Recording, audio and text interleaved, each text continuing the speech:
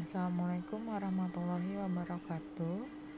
Apa kabar soleh-soleha? Semoga selalu dalam keadaan sehat walafiat. Hari ini kita masuk ke tema 4, kewajiban dan hakku. Subtema 2, kewajiban dan hakku di sekolah. Pembelajaran 4 dan 5.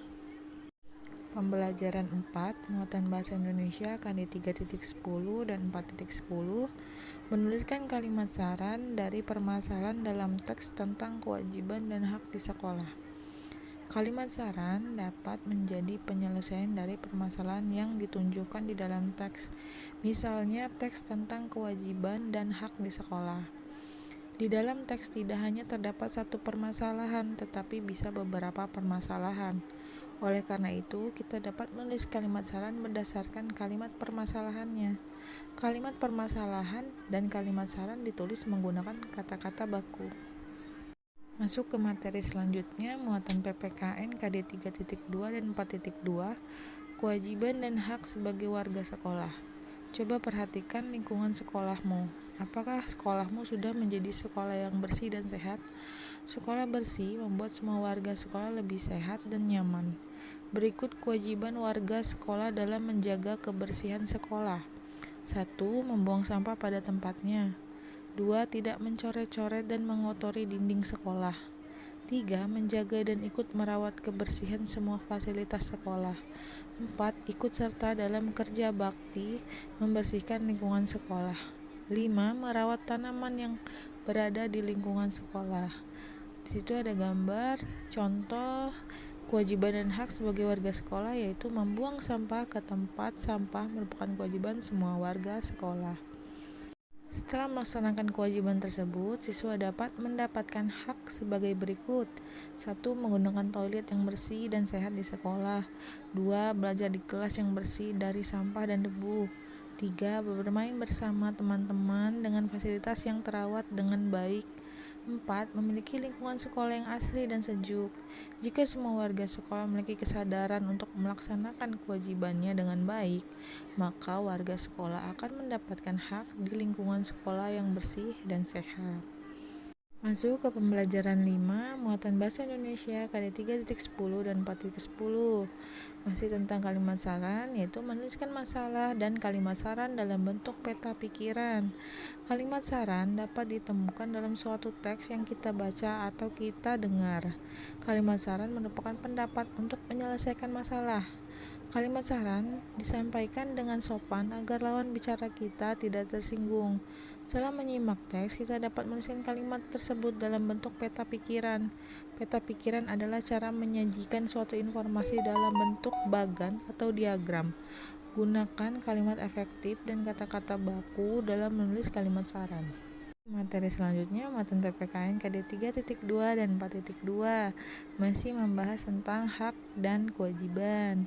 Kewajiban dan hak sebagai warga sekolah. Kegiatan belajar di sekolah dapat berjalan dengan lancar jika semua siswa mau melaksanakan kewajibannya dengan sungguh-sungguh.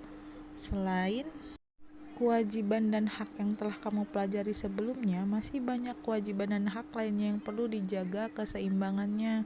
Contoh kewajiban siswa di sekolah dalam kehidupan sehari-hari antara lain adalah sebagai berikut.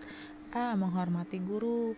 B. Menaati tata tertib dan peraturan yang ada di sekolah. C. Menjaga ketertiban dan ketenangan di sekolah. D. Memelihara kerukunan dan persatuan di sekolah. Hak siswa di sekolah sebagai berikut. A. Bertanya kepada guru jika ada pelajaran yang tidak dimengerti. B. Mendapat pengajaran dan ilmu pengetahuan dari guru. C. Menyampaikan pendapat saat diadakan diskusi kelas. D. Diperlakukan dengan baik dan adil oleh guru saat belajar di kelas. Jika semua kewajiban dan hak telah dilaksanakan dengan baik dan seimbang, maka semua siswa akan merasa senang dan nyaman di sekolah. Untuk materi selanjutnya adalah muatan matematika KD 3.2 dan 4.3, membuat soal cerita pengurangan dua bilangan yang hasilnya diketahui. Ayo ingat kembali tentang cara menentukan pasangan bilangan dengan jumlah tertentu. Selain cara tersebut, kamu juga dapat menentukan pasangan bilangan dengan selisih tertentu. Kamu dapat menggunakan operasi hitung yang merupakan kebalikan dari pengurangan, yaitu penjumlahan. Perhatikan contoh soal cerita berikut. Pak guru membeli sejumlah bibit tanaman untuk ditanam di pekarangan sekolah. Bibit yang berhasil tumbuh dengan baik adalah sebanyak 86 buah. Beberapa kemungkinan total bibit dan banyak bibit yang gagal tumbuh dapat dituliskan seperti pada tabel berikut. Perhatikan tabel berikut. Bibit yang tumbuh 86. Jumlah seluruh bibit 186 yang berhasil. Kemudian bibit yang gagal ada 100 buah. Ada lagi kemungkinan jumlah seluruh bibit 200 dan bibit yang gagal tumbuh ada 114. Kemudian ada kemungkinan lagi ada 375 jumlah seluruh bibit, dan ada kemungkinan yang gagal 289. Hasil 86 itu bisa kalian dapatkan dari hasil pengurangan. Contohnya 186 dikurang 100 menjadi 86. Kemudian 200 dikurang 114 menjadi 86. Atau 375 dikurang 289, hasilnya menjadi 86. Sekian materi hari ini, Ibu akhiri. Wassalamualaikum warahmatullahi wabarakatuh.